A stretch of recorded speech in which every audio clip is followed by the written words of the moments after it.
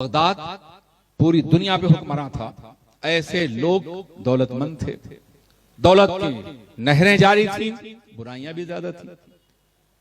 हरम पालने का मिजाज था, लौंडियां और कनेजें थी उनके दरबार में, अय्याशियां फैली हुई हैं। उस दौर के जितने औलियाए कराम हैं उनकी तालीमात का जायजा लें तो सब गुर्बत और तवक्कुल अल्लाह पे तालीम देते हुए नजर आते हैं। सब सरमाए की मुखालफत करते हैं, जैसे कि सरमाया आम था, दौलत आम थी और ये बुराइयों की जड़ थी। और जब दौलत होती है तो एक दौलतमंद हक आसानी से कबूल नहीं करता। एक दौलतमंद दौलत के नशे में उलमा की बात ठुकराता है, सूफिया की बात ठुकराता है, औलिया की बात ठुकराता है, कुरान ठुकराता है और दीन को ठुकरा देता है।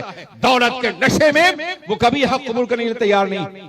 और बगदाद दौलतमंदों का मरकज था। यही वजह है कि दुनिया के जितने फितने थे सब बगदाद में थे। 70 बातिल फिरके वहां मौजूद थे। मुर्जिया थे, जबरिया थे, कदरिया थे, मोतज़िला थे, खवारिज थे, नवाफिज थे, रवाफिज थे, ये सब बगदाद में थे। अजीजान मिर्सला, आप गुनीतुत तालिबीन का मुताला करें, खुद गौसे आजम ने 72 फिरकों को शुमार कराया। उस जमाने में ये सारे फिरके थे, मुनाजरा होता था रोजाना। हक भी मुनाजरा करता था और बातिल भी।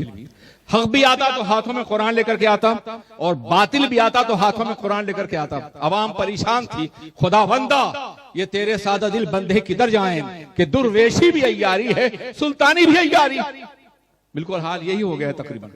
बातिल भी कुरान दिखाता है और हक भी दिखाता है। अब जाहिर है कि हक को समझने के लिए कम से कम कुरान का इल्म इतना होना चाहिए कि आप ये महसूस करें गलत कौन है और सही कौन है। अगर इतना इल्म नहीं हुआ तो गुमराह होना बहुत आसान हो जाएगा।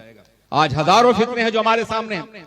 बगदाद का यही आलम था, मनाजरे होते थे और शाम को जब मनाजरा खत्म होता तो दोनों तबके ये ऐलान करते हम जीत गए, हम जीत गए।